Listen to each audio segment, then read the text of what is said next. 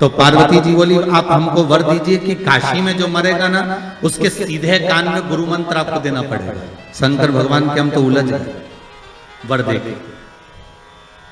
कभी कभी अगर पति बोल दे पत्नी को तो क्यों चिंता करती है, मैं बैठा तो हूं, अरे एक अंगूठी क्या मैं तुझे 10 अंगूठी दिला दूंगा। तो पत्नी हमेशा याद करके वही बोलती है, करवा चौथ का चांद बार में देखती है, बोले अंगूठी की बोलती है। क्यों जी वो आपने बोला था तो वो कहा है। अब पार्वती मैया तो मौन। शिव जी ने पूछा पार्वती तू चुप क्यों हो गई? पार्वती जी बोली मेरा दूसरा वर कि काशी में जो मरेगा उसको गुरु मंत्र आपको देना पड़ेगा। तो वो गुरु मंत्र कब दोगे? शंकर भगवान ने कहा ऐसा कोई होता है कि संसारिक मनुष्य को, मानव को, ये मनुष्य को और गुरु मंत्र में, इस संसार के मनों को गुरु मंत्र में प्रदान करो, ये हो सकता है क्या? नहीं नहीं नहीं, मंत्र तो आपको देना ही पड़ेगा, मंत्र तो आपको देना ही। ठीक है। पर पार्वती संसार के लोगों को अगर मैं गुरु मंत्र दूंगा तो उसमें श्रेष्ठता रहेगी क्या? पार्वती जी बोली क्यों नहीं रहेगी, आप तो मंत्र दीजिए बस। भगवान शिव ने वचन दे दिया, ठीक है अब तू बता, मैं गुरु मंत्र देने को तैयार हूं, मैं गुरु मंत्र दे देता हूं। क्या करना है? पार्वती जी ने कहा आप एक काम करना, मरने वाले के सीधे कान में गुरु मंत्र दे देना और सीधे कान में गुरु मंत्र देकर और उस कान को बस मोड़ देना। आप मंत्र देना और कान को मोड़ देना, मैं समझ जाऊंगी कि आपने मंत्र दे दिया। शिव जी ने कहा वचन दे दिया, ठीक है। तो इसलिए आज भी नियम है महाराज, दुनिया के लोगों का आज भी भाव ये वर्णन करता है कि काशी में मरने वाले का सीधा कान अपने आप टेढ़ा हो जाता है। आज भी लोग भाव में कह देते कि काशी अभिमुक्त नगरी, काशी मोक्ष नगरी है।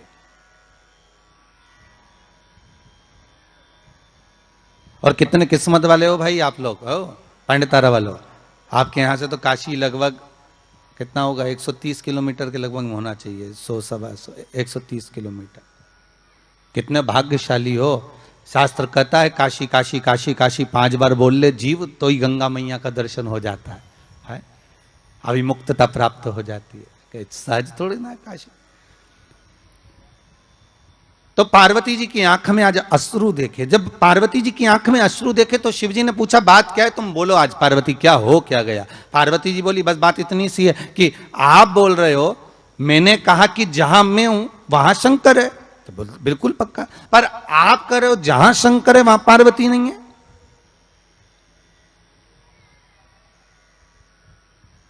जहां शिव है वहां पार्वती नहीं है,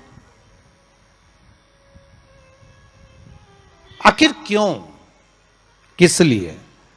शंकर भगवान कहते हैं ओगढ़दानी त्रिकालदर्शी कैलाशी मेरा शंभो, मेरा शंकर, मेरा ओगढ़दानी, मेरा भूतेश्वर, मेरा भूतनाथ, मेरा त्रिकालदर्शी, मेरा महामृत्युंजय कह रहे हैं। हरी पार्वती तू जानती नहीं है, तू मुझे पहचानती नहीं। कुछ स्थान ऐसे हैं पार्वती जहां पर मुझे तेरे बिना भी रहना पड़ता है।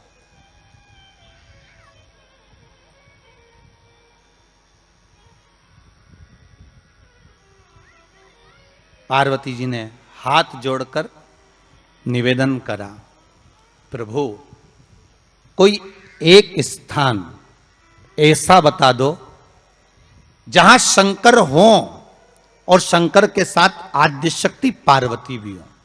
जैसे आप कह रहे हो कि जहां पार्वती रहेगी वहां शिव रहेगा, पर जहां शिव है वहां पार्वती हो, तो कुछ एक स्थान ऐसा बताओ।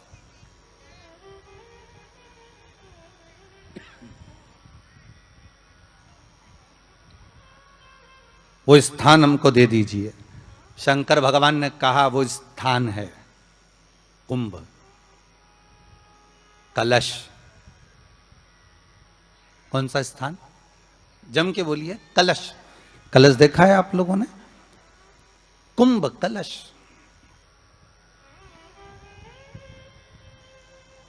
उस कलश में हे पार्वती, जहां शंकर है वहां तू भी विराजमान होगी, और केवल एक रूप में नहीं, सारी विद्याओं के रूप में तू उसमें संजू रहेगी।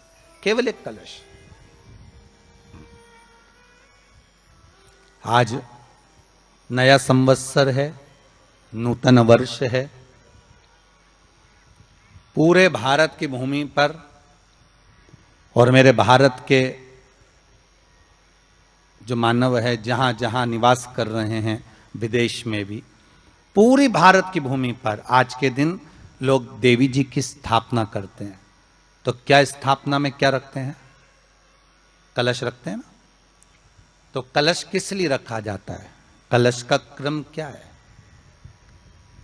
अपन ने अभी तक कथाओं में बहुत सुना, शिव महापुराण में, कि दिए का महत्व क्या है। अपन ने सुना दही का महत्व क्या है, जल का महत्व क्या है। पूरी शिव महापुराण में अपने अलग अलग महत्व को जाना है।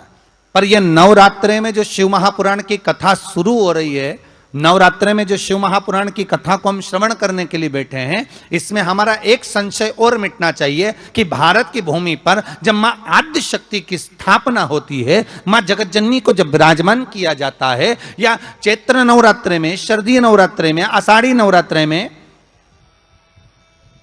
आदिकादिक पौष नवरात्रे में हम शंकर की, हम जगतजननी जगदम्बा की जब स्थापना करते हैं, या हम नूतन घर का प्रवेश करते हैं, या गणेश जी की स्थापना करते हैं, या कोई दुकान को प्रवेश करते हैं, या कोई शुभ कार्य करने के लिए अग्रण्य होते हैं, तो हम कलश की स्थापना क्यों करते हैं? आज शिव महापुराण में शुरुआत में अपन शिव और पार्वती की यही संवाद को लेकर चलते हैं।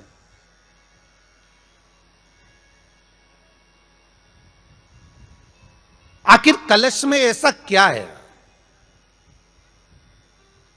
कलश के अंदर आखिर ऐसा क्या विराजमान है कि 33 कोटि देवता उस कलश के अंदर आकर बैठ जाते हैं महाराज?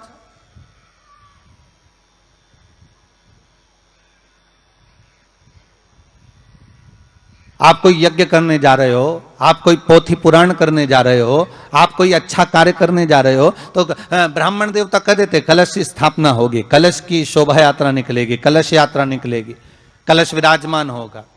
और आज हर की पौड़ी पर, प्रयागराज में, या उज्जैनी में, नासिक में जो बड़े बड़े कुंभ के मेले होते, कुंभ का मतलब भी तो कलश से होता, उसकी महत्वता क्यों है? उस कुंभ की, उस घड़े की महत्वता कहां से प्रकट हो गई? शिव महापुराण की कथा कहती है महाराज, भगवान ओघड़दानी शंकर स्वयं आद्य शक्ति जगदम्बा से कहते हैं कि जगदम्बा तू क्या चाहती है बोल। तो जगतजननी जगदम्बा कहती है कि जहां मैं हूं वहां शंकर है। ये आपने कह दिया, पर जहां शंकर है वहां पार्वती का होना जरूरी है। उसके लिए सिद्ध करने के लिए एक स्थान ऐसा बनाया जाए जहां पर शंकर विराजमान है और शंकर के साथ पार्वती विराजमान है। तो शिव जी ने कहा, पार्वती उसके लिए मैं तुझे एक सुंदर कलश का निर्माण कर देता हूं। दुनिया का रचनाकार, दुनिया की रचना करने वाले महाराज, संपूर्ण ब्रह्मांड की रचना करने वाले, जिनको भगवान शिव ने स्वयं ब्रह्मदेव से कहा है कि ब्रह्मा जी तुम सृष्टि खंड को आगे बढ़ाइए, सृष्टि की रचना करिए। और आज ही के दिन, यही चैत्रीय प्रतिपदा के दिन, यही इसको कहते हैं नया संवत्सर, नया वर्ष। हिंदू धर्म में क्यों कहा जाता है? आज ही के दिन ब्रह्मा जी ने महाराज सृष्टि की रचना करना प्रारंभ करा था। आज ही के दिन भगवान शिव और ब्रह्मा का संवाद हुआ था। सीधे भगवान शंकर ब्रह्मदेव के पास जाकर बोले थे, हे ब्रह्मदेव आप सृष्टि की रचना करिए। तो ब्रह्मा जी ने पूछा था, सारे नक्षत्र आपने बनाए, सारे दिन आपने बनाए, सारी घड़ियां आपने बनाई, सारा पल आपने बनाया, मनुष्य की श्वास गिनती, काउंटिंग, अर्थात मनुष्य के शरीर की रोमावली, ये सब आपने निश्चित करी है। मनुष्य की कितनी धड़कन चलेगी, कितनी श्वास चलेगी, 21,600 श्वास जो मानव के शरीर से प्रतिदिन निकल रही है, 3.5 करोड़ रोम छिद्र जो मनुष्य के शरीर में बने हुए हैं, ये संपूर्ण बनाने वाले आप हो। एक एक घड़ी, एक एक पल, एक एक नक्षत्र, एक एक समय बनाने वाले आप हो। हर श्वास को बनाने वाले आप हो। तो आपसे मुझे कहना है कि एक निर्माणकर्ता ब्रह्मदेव, आप ब्रह्मा जी कर रहे हैं तो एक काम करो ना कि सृष्टि की रचना भी आप करो। भगवान ब्रह्मा ने शिव जी से कहा कि सृष्टि की रचना आप करिए।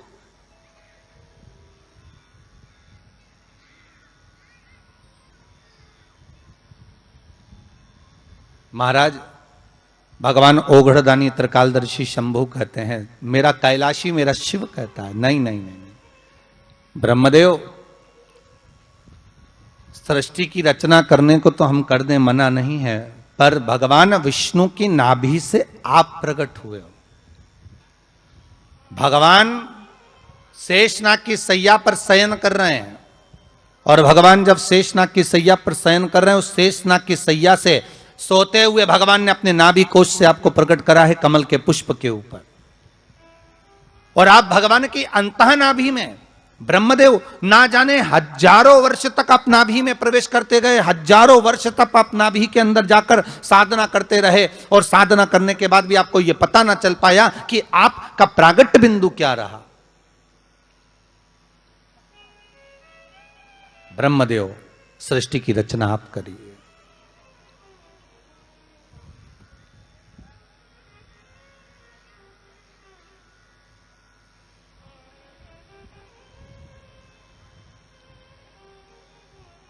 ब्रह्मा जी कह रहे हैं, नाथ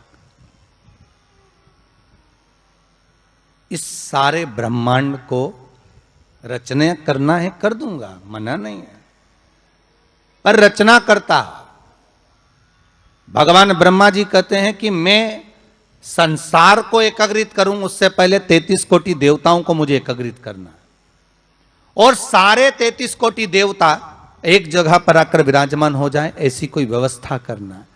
शंकर भगवान ने कहा बनाओ ब्रह्मदेव, तुम निर्माण करो। ब्रह्मा शास्त्र कहता है कि भगवान शिव स्वतः, शंकर तो शंकर है, भगवान शंकर ने एक मट्टी का सुंदर सा भाग ढेला एकत्रित करा, उस ढेले से भगवान ने एक सुंदर कुंभ का निर्माण करा, एक सुंदर कलश का निर्माण करा।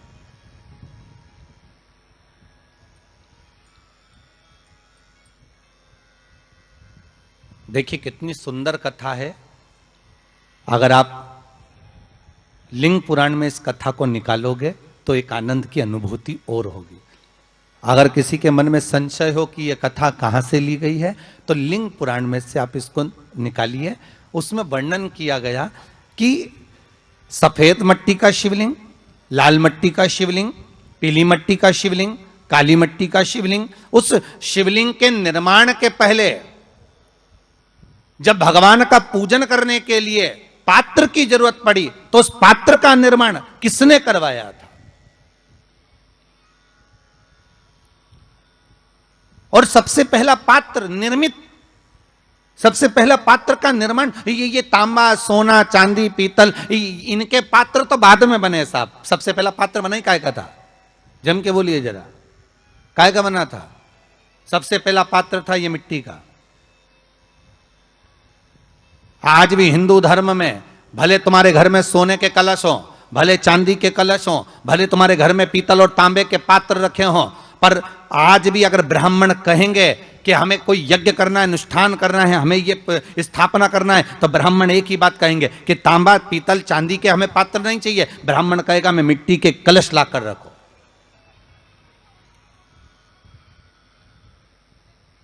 हमें मिट्टी के कलश चाहिए। और कितना बड़ा प्रमाण है जी, शास्त्र का प्रमाण देखिए कितना बड़ा है। आप किसी दूसरे घर में जा रहे हो, आप अपना घर छोड़कर और दूसरे मकान में जा रहे हो, और आपको लगा कि मैं इस घर में अब 15-20 दिन नहीं आऊंगा, 1 महीना नहीं आऊंगा, तो शिव महापुराण की कथा कितना सुंदर कहती है कि अगर आप जा रहे हो और आपको ऐसा भय लगता है कि इस मकान में कोई दूसरी प्रवेश ना करे, कोई दूसरा जीव ना आ जाए, इस मकान में कोई अंतरात्मा ना आए, इस मकान पर कोई टोना ना करे, इस मकान में कोई टोटका ना करे, इस मकान में कोई जादू ना करे, तो उसके लिए शिव महापुराण की लिंग पुराण वर्णन करती है कि मात्र एक मट्टी का कलश, उस मट्टी के कलश में एक महाराज थोड़ा सा धान भरकर, उसमें 1 सिक्का 1 रुपया उसके अंदर डालकर और 1 बेलपत्र उसके अंदर डालकर उसको उसके एक दिए से या प्लेट से या नरियल से उसको रखकर एक स्थान में ईशान के अंतर्गत उसको रखकर चले जाइए, उस मकान में ना तो कोई भीतर प्रवेश कर सकता है, उस मकान में ना कोई टोना कर सकता है, उस मकान में ना कोई टोटका कर सकता है, उस मकान में ना किसी की नजर लगती है। और वो पात्र कोई दूसरा नहीं होना, वो पात्र होना चाहिए मट्टी का कलश। मट्टी के कलश की बड़ी महत्वता है। अब तो थोड़ा सा महाराज हो गया कि लोग हम मट्टी का कलश अगर तुम दोगे भी तो ब्राह्मण क्या काम में लेगा, तो ब्राह्मण जन कह देते हैं थोड़ा तांबे के 4 कलश लेकर आइए, तुम जरा स्टील के 5 कलश लेकर आइए, आप तुम तांबे के या ये बर्तन लेकर आइए। पहले इसका प्रमाण नहीं था, पहले प्रमाण था केवल मट्टी का कलश। स्थापना जो थी वो मट्टी का कलश, विराजमानता थी मट्टी का कलश, जिसका निर्माण स्वयं भगवान शिव शंकर, भगवान शंभु, भगवान त्रिकालदर्शी कैलाशी स्वयं लिंग पुराण के अंतर्गत शास्त्र वर्णन करता है कि जिसमें सुंदर शिवलिंग की स्थापना करी गई, शिवलिंग का निर्माण करने के लिए भगवान ने, और स्कंद पुराण में भी आता है यही बात, शिव महापुराण में भी आती है। और आपको पहले भी कथा में कहा कि ब्राह्मण सफेद मट्टी का शिवलिंग बना, पहले भी कथा में कहा, आज फिर कह रहा है।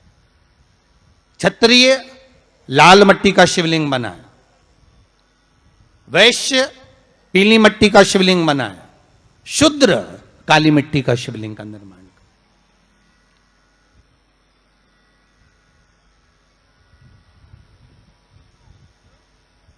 काली मट्टी का शिवलिंग का निर्माण कर।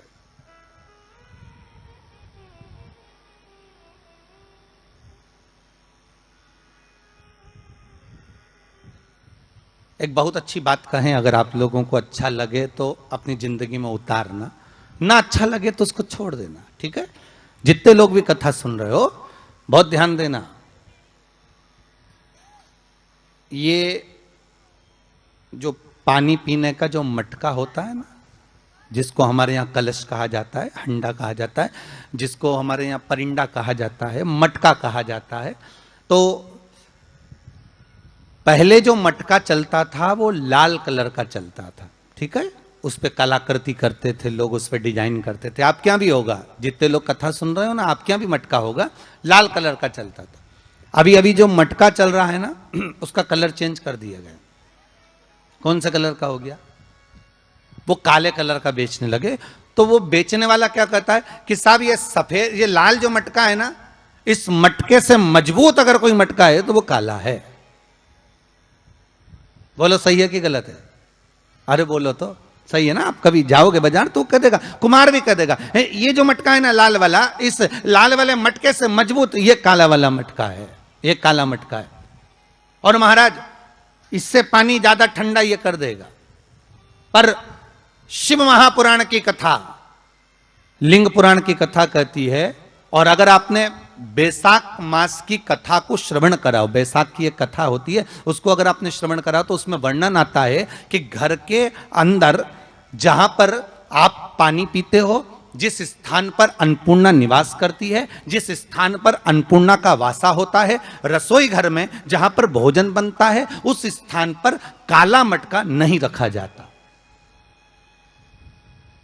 काला हंडा, काला मटका उस स्थान पर नहीं रखते। पर आज फैशन के हिसाब से, अरे साहब वो ये मटका थोड़ा कम ठंडा पानी देगा तो ये मटका ज्यादा ठंडा पानी देगा, तो उसको काले मटके को रखते। पर हमारा शास्त्र कहता है काला मटका लोग रखते कहाँ थे? पहले जो शास्त्र रीति थी, उस काले मटके को रखते थे जब मकान बनता था, जब प्रॉपर्टी बनती थी, जब जमीन बनती थी, जब जायदाद बनती थी, संपदा बनती थी, तो उस स्थान पर उस काले मटके को केवल नजरोटे के लिए, केवल हाय के लिए, केवल नजर के लिए रखा जाता था। उसको लोग लेना पसंद नहीं करते। पर आज के व्यक्ति को अगर कह दिया जाए कि ये 2 मटके रखे हैं साहब, लाल भी है और काला भी है, तो कौन सा पसंद करेगा? वो काला वाला ही दे दीजिए साहब, ये पानी ज्यादा ठंडा करेगा, उसकी श्रेष्ठता रहेगी। नहीं, शिव पुराण कह रही, भगवान कुंभ का निर्माण कर रहे हैं, भगवान कलश का निर्माण कर रहे हैं, और भगवान स्वयं ब्रह्मदेव कर रहे हैं कि आप ऐसा निर्माण कर दो जिसमें 33 कोटि देवता स्वतः विराजमान हो जाए। तो भगवान ने उस कलश का निर्माण कर दिया। अब कलश का निर्माण करा तो स्वयं भगवान ब्रह्मदेव बोले, प्रभु इस कलश के अंदर मेरा स्थान कहां है? मेरा स्थान कहां है?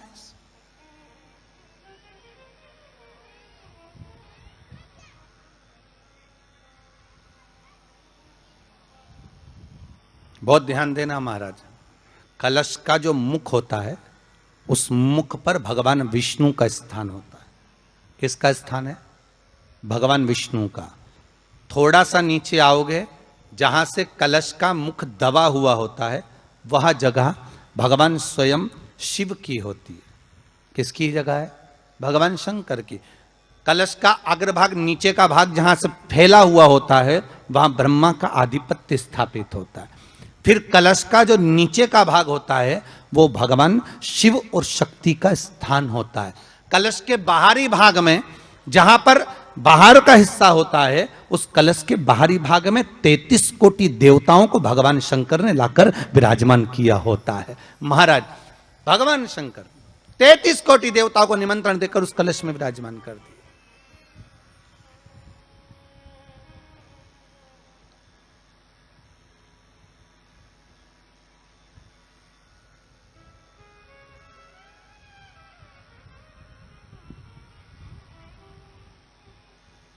कितना सुंदर लिखा है देवी भागवत के अंदर कि जहां जगह पर किसी देवताओं को बुलाने की जरूरत नहीं होती, 33 कोटि देवता उस जगह पर स्वतः विराजमान हो जाते हैं। स्वयं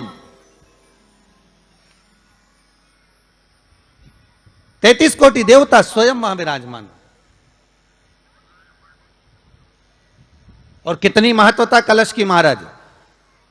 आप लोगों से भी निवेदन है, क्षेत्रीय प्रतिपदा है आज, जिनके घर में ज्यादा रोग हो, बीमारी हो, ज्यादा तकलीफें आ रही हो, कष्ट बढ़ रहा हो, बीमारियां बढ़ रही हो, या भय लग रहा हो, डर लग रहा हो, हृदय चित्त में कहीं ना कहीं आपको भय का भान हो रहा हो, तो एक लोटा पानी, एक कलश में जल भर कर रख लीजिए और रात भर उसको रखे रहने दो। नवरात्र चल रहा है, उस कलश को रात भर रखकर सुबह सुबह उस कलश में एक बेलपत्र डालकर उस जल को नीम के पेड़ के नीचे, जहां चैत्री नवरात्रि में नीम के पेड़ के नीचे सारी विद्याएं, आद्य शक्तियां, सारी देवी उस नीम के पेड़ के नीचे विराजमान रहती हैं। उस कलश में एक बेलपत्र डालकर रात भर रखकर उस जल को पूरे घर में घुमाकर उस नीम के पेड़ के नीचे समर्पित कर दीजिए महाराज। घर में भय लगना बंद हो जाएगा, कोई बड़ी बीमारी आपको घेरेगी नहीं और उस बीमारी से, उस रोग से आप मुक्त रहेंगे।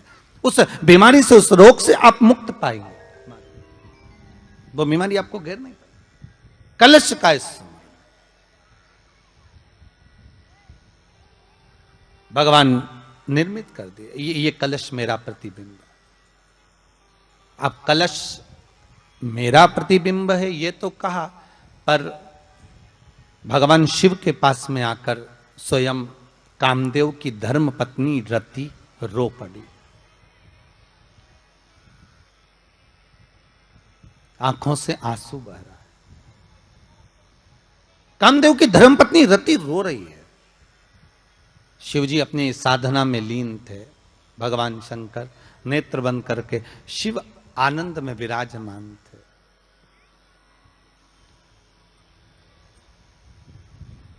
नेत्र बंद बाबा।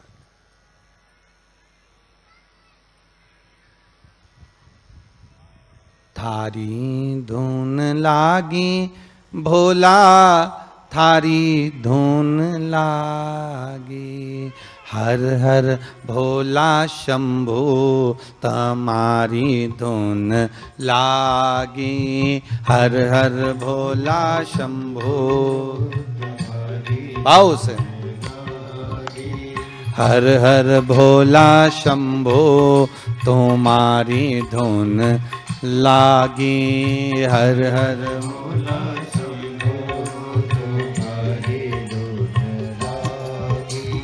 पार्वती का प्यारा तुम्हारी धुन लागी, पार्वती का प्यारा तुम्हारी धुन लागी, ओ पार्वती का प्यारा तुम्हारी धुन लागी, पार्वती का प्यारा तुम्हारी धुन लागी, ओ हर हर भोला शंभो तुम्हारी धुन लागे, हर हर भोला शंभो।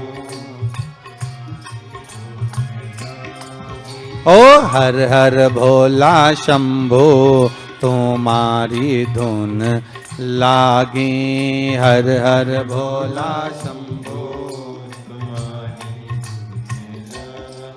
सब गाइए।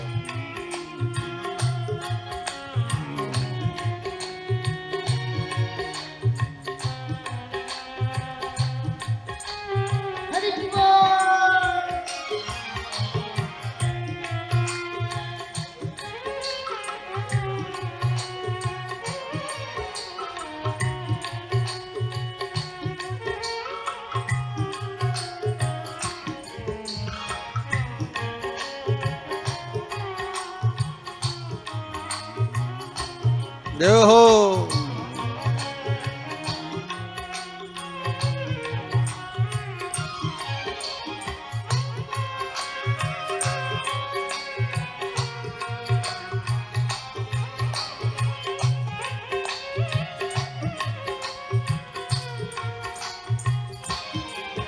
ओ सिर पे गंगाधारी तुम्हारी धुन लागी, सिर पे गंगा।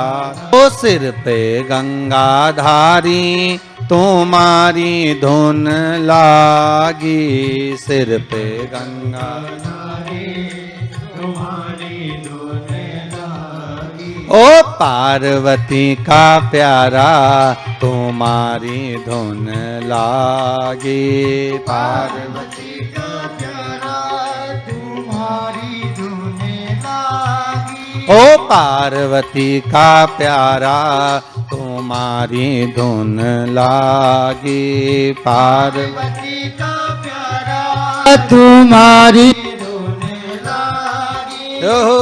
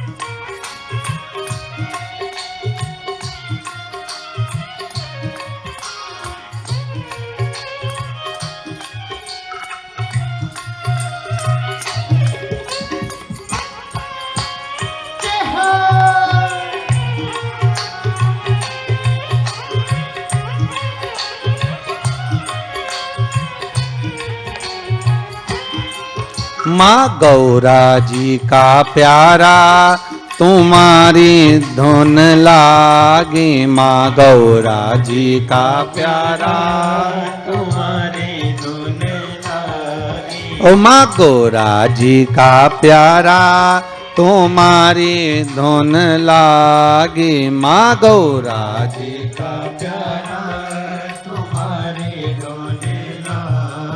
ओ हर हर भोला शंभो तुम्हारी धुन लागी, हर हर भोला शंभो तुम्हारी धुन लागी। ओ हर हर भोला शंभो तुम्हारी धुन लागी, हर हर भोला शंभो तुम्हारी धुन लागी। हो